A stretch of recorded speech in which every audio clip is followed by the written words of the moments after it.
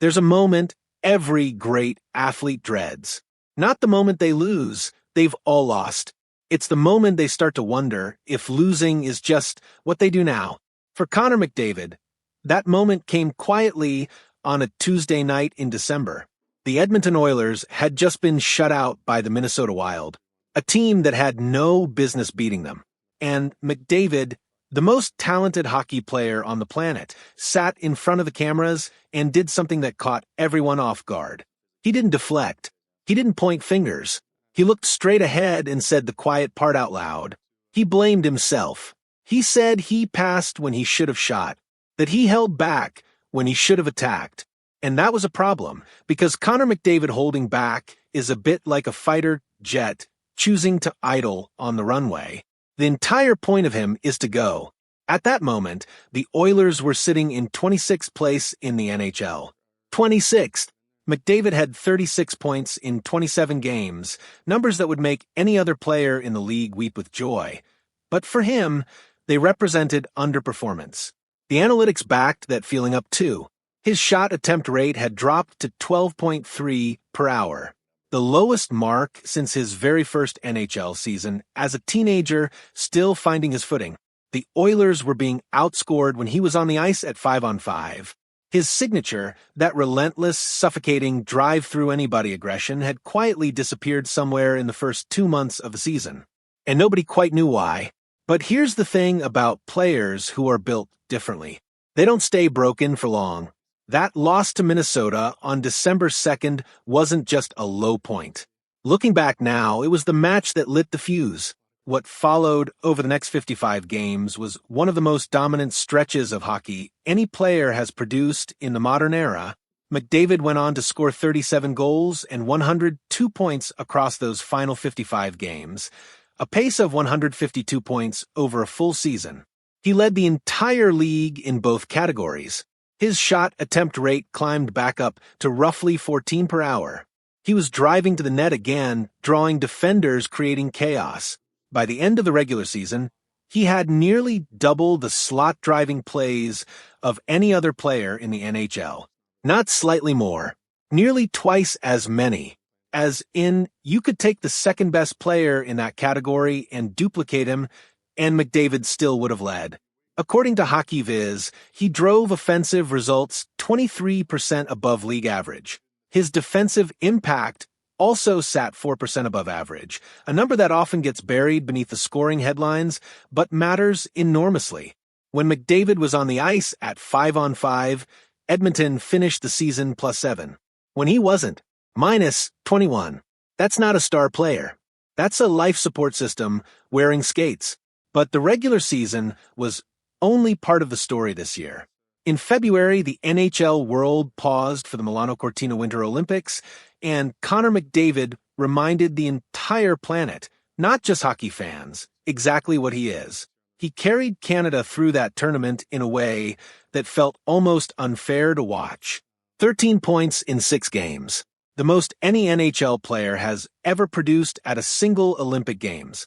And this wasn't padding stats against smaller nations in the group stage. He was doing it consistently at every level of competition against players who were also the best from their own countries. One analyst tracked his scoring chance contributions throughout the tournament and found he had 65 of them across those 6 games. The next closest player had 49, and that player was his own line mate, Macklin Celebrini, a generational talent in his own right. McDavid wasn't just the best player in the tournament. He was operating in a different atmosphere altogether. Then came the gold medal game against the United States. And somehow, Connor McDavid, the man who had dominated every shift of that entire tournament, didn't get on the score sheet. Canada lost, settled for silver. And just like that, another major championship slipped away from the most talented player of his generation. Not because he didn't try, not because he didn't will himself into every dangerous situation available, but because hockey, more than almost any other sport, can be completely indifferent to individual greatness when the moment is biggest. That cruelty would revisit him again, faster than anyone expected. When the playoffs arrived Edmonton drew the Anaheim Ducks in the first round, a matchup that, on paper, looked like a comfortable opening for a team with Stanley Cup ambitions. And then Game 2 happened. A broken foot, an injury that would have ended most players' postseason immediately and sent them to surgery prep. McDavid didn't quit. He kept playing. But anyone who watched closely could see it. The first step, that almost illegally fast first step that makes him impossible to contain, was compromised. The angles he usually attacks with weren't available to him the same way.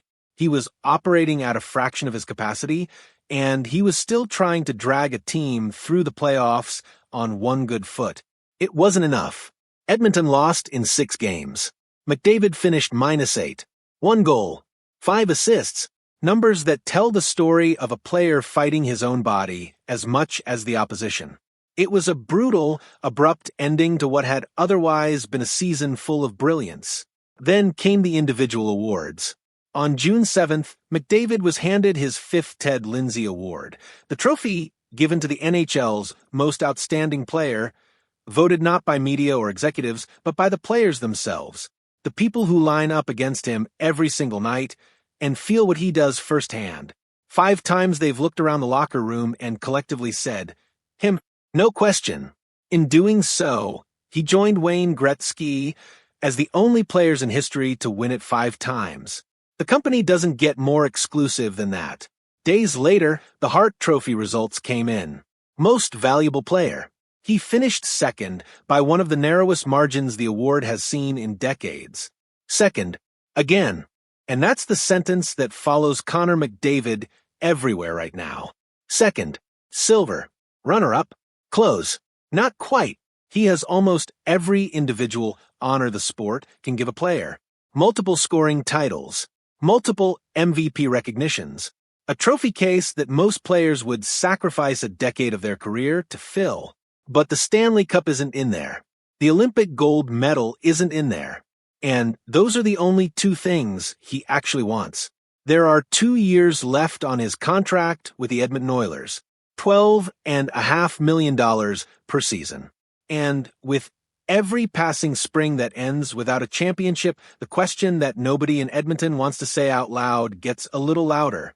What happens if they can't build a winner around him in time? McDavid is the best player in the world. He's proved it again this season in every measurable way. But he's also fiercely competitive in a way that goes beyond trophies and statistics. He wants to win. Deeply, almost painfully wants to win. And he's been patient. He's stayed. He's carried rosters that weren't always worthy of his talents and never once made it about himself publicly. But patience has an expiration date. And the clock in Edmonton isn't just ticking anymore. It's getting loud.